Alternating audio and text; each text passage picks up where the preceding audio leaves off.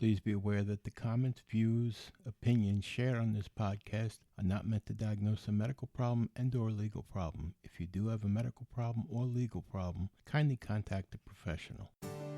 Welcome to An Apple a Day, a podcast, a resource, a community.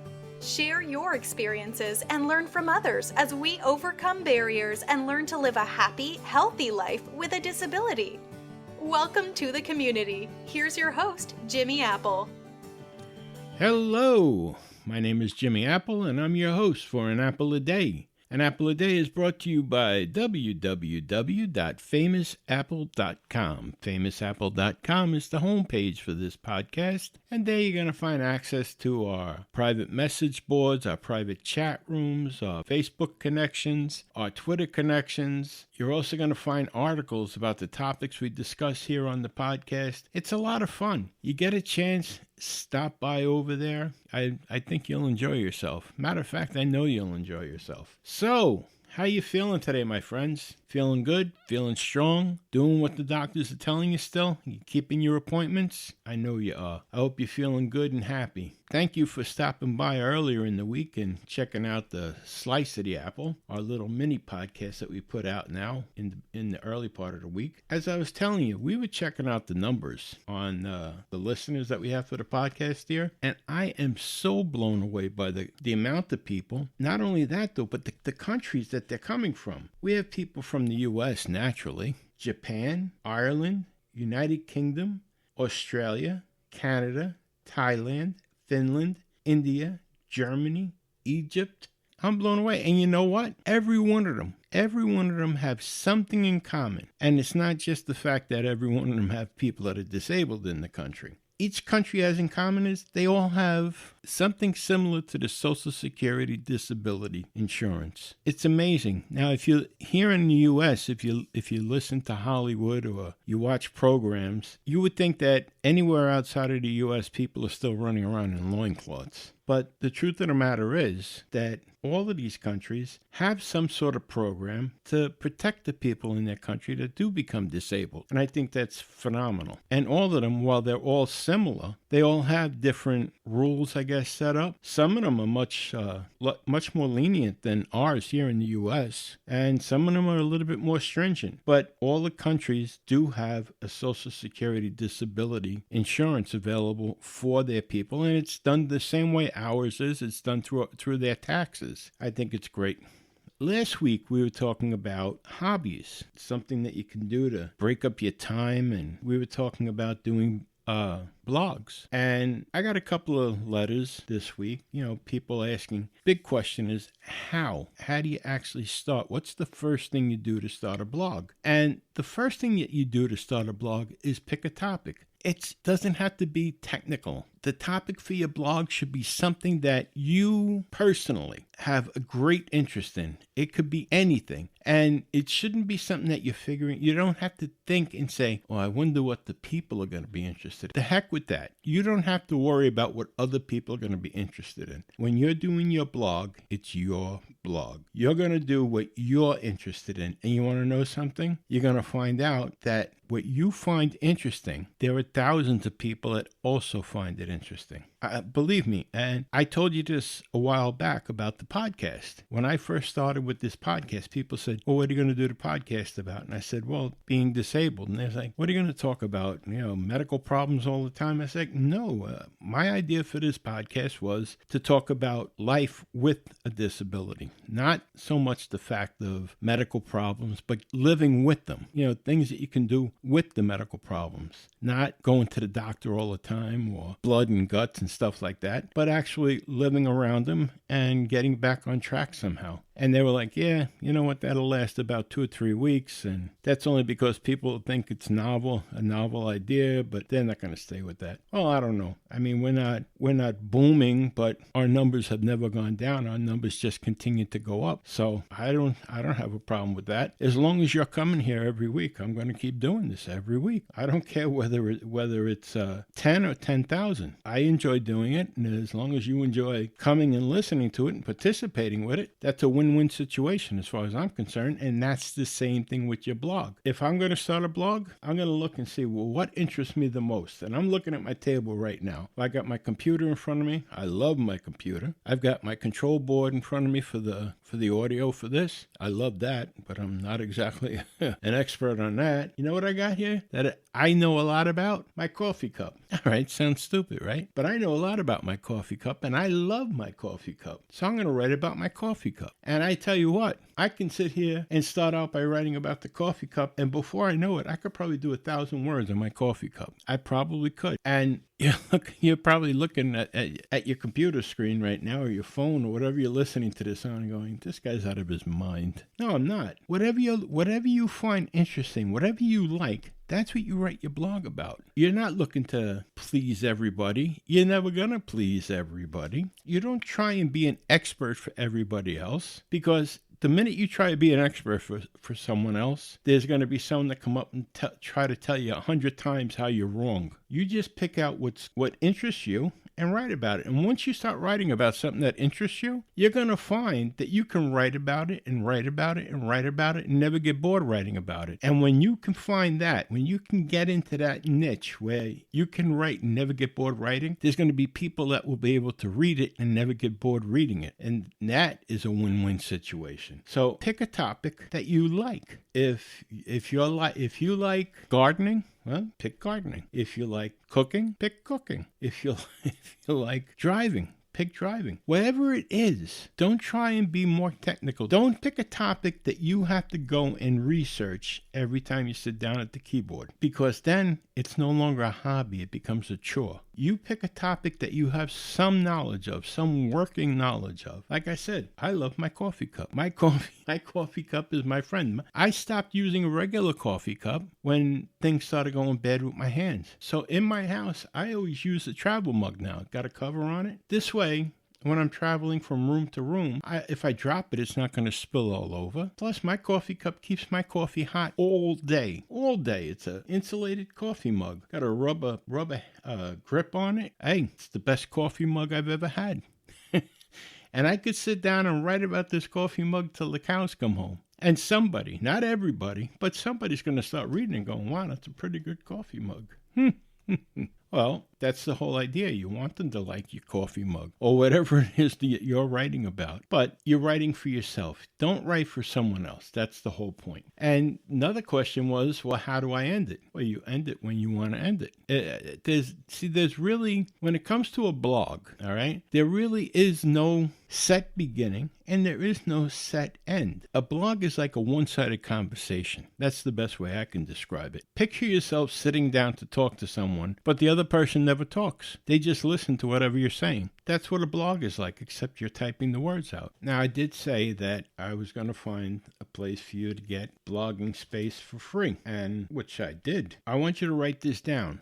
WordPress, WordPress.com. That's WordPress.com. Go there and click on Checkout Plans. Now, WordPress has 4 different plans. The first one is $0, the free plan, and it's free for life. Gives you the basics of what you need for a blog. Gives you the space that you need and graphics that you can use. It's a good way to start. You can maintain that, and it gives you enough space that you can write every day. If you want to bump it up, you can go to $4 a month for the next one. It gives you some more storage space that you can keep old blog posts. And then you can go up the next one, which is $8. It gives you even more storage space and a couple of different features. You go in and just look at all the different features. But the one that I suggest you start with is the free one, the $0, 0 for life. And just start with that. Get your feet wet with it. If you feel that you want to go up to the next ones, that's fine too. But you can do very well with the 0 pay one. And it's a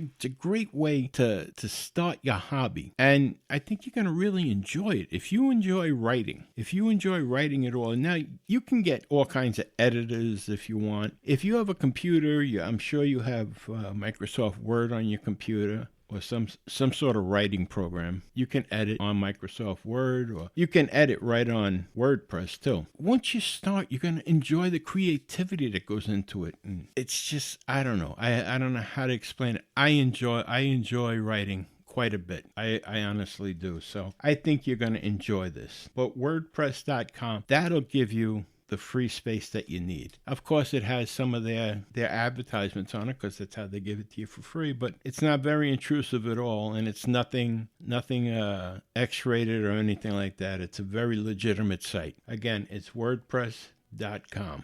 And just a word of advice, when you are out there looking around on the internet for these places to give you space for free blog space and free website space, be careful, because some of them are X-rated sites that they're looking for places to push out their ads. So you may be doing a blog on planting gardens and end up with freaky escort services or something like that. So just be very careful on the sites that you pick to use. Check them out very thoroughly before you start signing into them or signing up for them. Now, the next thing, the next hobby that you might want to try is a full-blown website. Now, by that I mean you can have blog pages on a website, but you can also have pictures and news articles pasted in, and there's a whole, going into a full-blown website is the next step, so to speak. You can sell off a website. You can put advertisements on a website. I enjoy the website part because I like to take pictures. I like to post my pictures on the website. And if you get a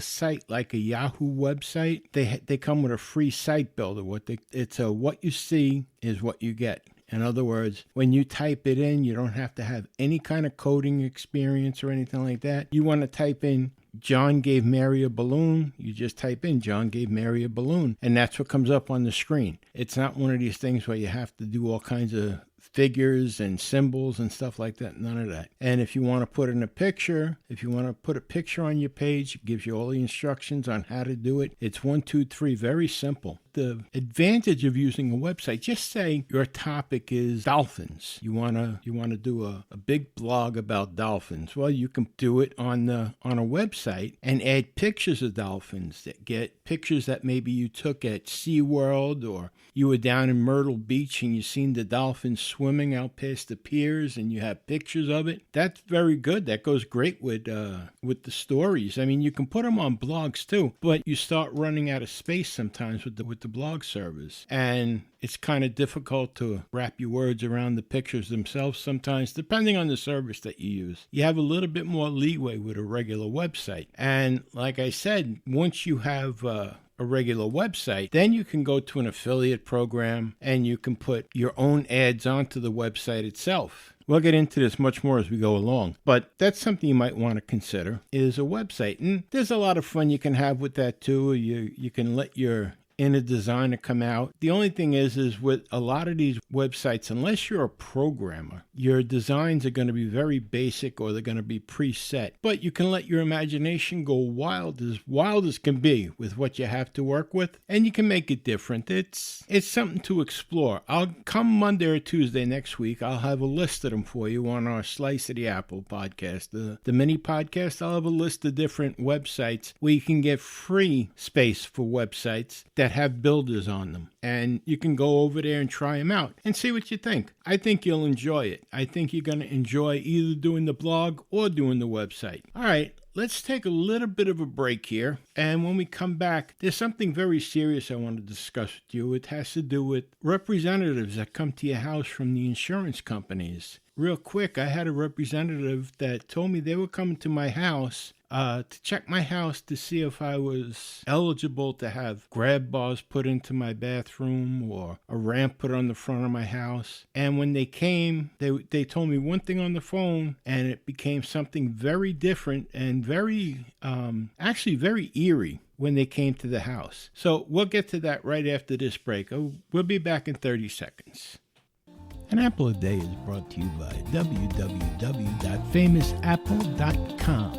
FamousApple.com is the home site for this podcast. There you're going to find articles about the topics we discuss. You're going to find our connections to our Facebook page, and you're even going to find connections to our private chat board. So take a minute, go over, visit www.famousapple.com, but please wait till the end of this podcast. Don't run out on me now. Let's get back to the discussion. Welcome back for the second half of An Apple a Day. Going back a while ago, I had a Medicare Advantage plan, and I had just come out of the hospital. I had to have an enderectomy. They had to open up my left carotid artery. It was blocked really bad. They had to cut a section out and put a prosthetic in to replace the artery. So I was home about 3 months, and the insurance company had a nurse calling me every week. I guess they figured it was cheaper to have the nurse call me than to have me keep going back in and out of the hospital. And I appreciated the nurse calling. Well, she started asking me questions about, do you have grab bars in the house? And do you have a ramp on the front stairs? Now, number one, I lived in South Carolina at the time. I wasn't in the wheelchair yet because I didn't have the amputation yet. I didn't have grab bars in my shower or anything like that. So she says, you might be eligible for them. Okay. So she says, it's worth taking a shot. Let me send these people over and let them come in and take a look around the house. I'm kind of a private person, but okay, if this is what it is. And she says, yeah, it says this way here, the insurance company will make sure everything's covered. Okay, so they make an appointment, and next week these people come to the door. This woman, and she comes in and she says, are you James Apple? I said, sure. She says hi and explains who she is, and she hands me a card, and we sit down at the dining room table, and she starts asking me some questions. And they were kind of strange questions like, do you have anybody here to help you during the day? And what happens if something happens to you? Odd questions. And I said, I thought you were here to check to see if about grab rails or something in the bathroom. And she looks around. She says, oh, yeah, no, you're not eligible for them. And I'm looking. I said, did you see the bathroom over there? And she says, yeah, no, you're not eligible. Okay. So she pulls out this book, and it's the 6 wishes, or something like that. 6 or 5 wishes. And she says, I want to go over this book with you. She says, for the insurance company. And I'm looking at the book, and it was kind of like, I don't know. It gave me a bad feeling, put it that way. So she opens up the book, and the first thing is, she says, if something was to happen that left you where you couldn't speak, or say you were on a ventilator and you weren't able to talk, what would be the last things you want people to know? I was like, excuse me, is there something that you know that I don't know? And she says, no, this is just hypothetical, naturally. I said, okay. I said, well, no, there's nothing that I'm hiding from anybody. I said, she says, well, like important papers. I said, well, any kind of important papers. I said, my wife knows where they all are. Okay. And she says, what about like on a personal level? Like, do you want to tell your wife you love her? I said, well, my wife knows I love her.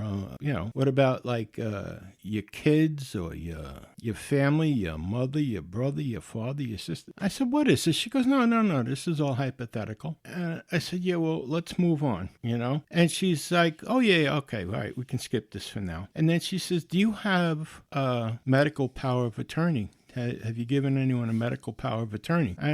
For what? To take care of you, in case something happens that you're not capable. Suppose you're in a coma. I said, my wife takes care of everything. He says, well, do you have anything in writing with her? I was like, no, I don't think I have to. He says, oh, you should. You should give her power of attorney, your medical power of attorney, or at least a healthcare proxy. I said, my wife knows my wishes. I don't need to have anything in writing. Well, you do actually, she says, because other people can, get in the middle of this. If to avoid any kind of mess, you should have everything in writing for your wife. I said, let's just move on. So that's okay. She says, well, now, do you have a DNR? And I was left speechless. A DNR? I said, why would I need a DNR? She said, well, that would be your wish. I said, no, that's not my wish. Well, she says, well, you would want to be kept alive on tubes? I said, let me tell you something, ma'am. If I was to go down on the floor right now, I want you to take every possible step, every measure possible to bring me back. Oh, do you think that's wise? I was like, yeah, I think it's wise. I said, if you were to fall on the floor and pass out, what would you want me to do? Would you want me to go call an ambulance? Would you want me to? Well, yeah. I said, well, why wouldn't I want the same thing. Yeah, but do you want to be, do you want them to actually like pound on your chest? And yes, they could do the river dance on my chest. I want to make sure I come back. If there's a possibility that I can come back, I want to come back. And I said, what kind of questions are these? No. She said, these are just questions your insurance company wants to know. And I was like, I really don't feel too comfortable with these questions. I'll be honest with you. So she says, all right. She says, let's just move on. She says, these are just on a personal note. She says, have you ever thought about making pre-arrangements for your funeral? I said, excuse me, what's this? Do you know something that I don't know? Was there some kind of results that came back from the hospital that I don't know about? Is there something that you can tell me? And she looked at me. She says, no. She says, these are just things that come up. She says, like, do you want to be buried, cremated? Do you want to be put in a mausoleum or a vault? Whoa, this isn't something that comes up every day that I think about. So she says, all right. She says, don't get upset, Mr. Apple. Don't get upset. I was like, well, if I came to your house after you just got out of the hospital, I'm asking you, hey, do you want me to stick you in the ground or stick you in a drawer? What would you prefer? Would you get upset? She says, I understand. Relax. Calm down. Don't get your blood pressure up. I said, are you sure you're from my insurance company? And she says, yes, I gave you the card. And I was behooved by all of this at this point. So she says, just a couple more questions here. She says, I just want to go over this book with you. I'm going to leave the book with you. She says, these last ones, these are just personal preferences. She says, do you have an idea if you were to pass on, who would you want as pallbearers? I was like, I don't even care. Why would I care who the pallbearers are? She goes, just to make things easier on those who are left behind. She says, if it came down to it, would you want to go into hospice or do you want to stay home? You're asking me questions that I have never thought about and I have no intentions of thinking about until the time has come. Well, you have to think about it ahead of time. I said, no, really, I don't. So she says, calm down. She says, what kind of music would you want played at your funeral? I said, that's it. That is it. I took the book from her. I put it to the side. I said, do you want to ask me anything more about the handles in the bathroom or anything else? No, you're not eligible for that. I said, thank you very much for stopping by. Have a lovely day. She goes, one more thing, Mr. Apple. I said, what's that? She says, I need you to sign this book that I gave it to you. I said, I'm not signing anything. She says, there's papers in there that have to be signed. You have to sign them, make copies. One goes to your lawyer, one goes to the insurance company, and one goes to your wife. I am not signing anything. She says, I'm going to have to report this back to the insurance company. I said, you can report it to whoever you like. I am not signing anything. I said, now, please leave my house. Well, as soon as they got up and left, they left the book. As soon as they got up and left, I called the insurance company. I said, what the hell is this? How dare you send somebody into my house to plan my funeral while I'm still alive? And they said, no, this is just something that we do to make things easier. Make things easier for who? I'm still alive. If I need you to come pre-plan my funeral, I'll let you know. But until such times, if you ever do that again, I said, I'll drop